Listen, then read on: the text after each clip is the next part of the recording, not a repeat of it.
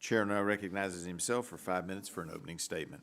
Welcome to today's hearing for the Energy and Commerce Committee's Subcommittee on Oversight and Investigations.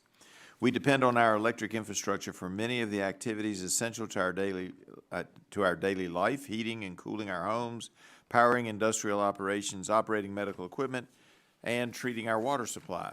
Unfortunately, days or even hours without electricity can have devastating consequences, as some of my constituents experienced firsthand last December when Southwest Virginia suffered from extremely low temperatures and some power outages and rolling blackouts. Securing our electric infrastructure is an increasingly demanding and complicated challenge. Given novel threats from foreign groups and governments and the increased complexity of our critical infrastructure, in May of 2021, a cyber criminal group's ransomware attack struck the Colonial Pipeline Company and led to a proactive shutdown of the company's pipeline system, which in turn caused fuel shortages on the East Coast. Our foreign adversaries have also demonstrated an increasing interest in their ability to undermine our critical infrastructure and strengthening their cyber capabilities. According to the Director of National Intelligence, Russia will continue to focus on improving its ability to target critical infrastructure in the United States. And China is likely capable of cyber attacks that could disrupt our infrastructure.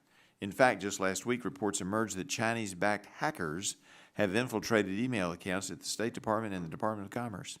The proliferation of so-called Internet of Things or smart devices, anything from your television to an electric car, raises new risks for our electric grid.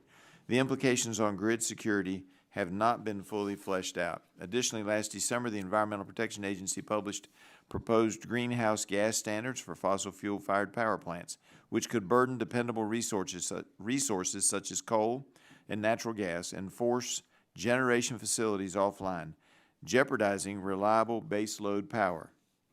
I have joined many of my colleagues in fighting back against these rulemakings and will continue to demand answers regarding this aggressive rulemaking onslaught.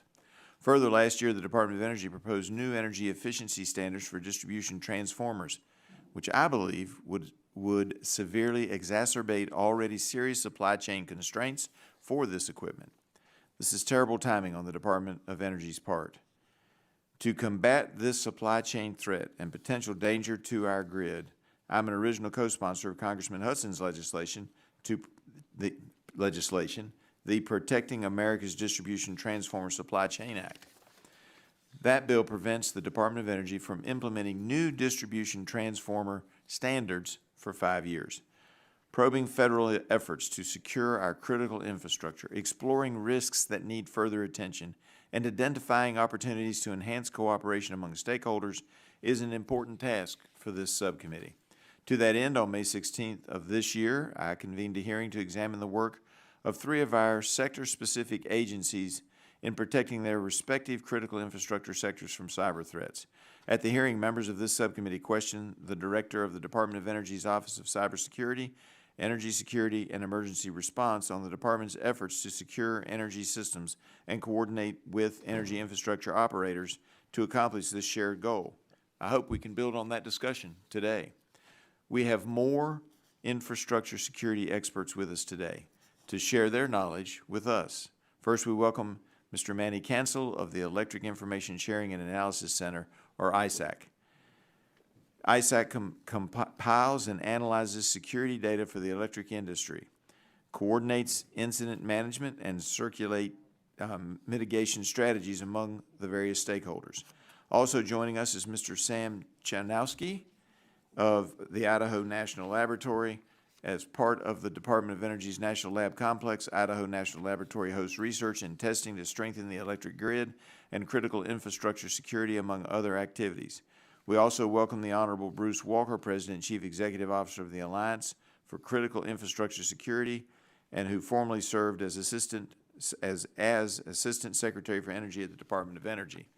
Finally, we also are joined by the Honorable Dr. Paul Stockton of Paul Stockton LLC, who formerly served as Assistant Secretary of Defense for Homeland Defense. Our witnesses here with us today offer a wealth of experience in the cybersecurity, national security, and electric infrastructure fields, and we appreciate them sharing their expertise with us today. Thank you very much, and I look forward to the witnesses being here, and I look forward to us having a positive and productive discussion today. And with that, I yield back.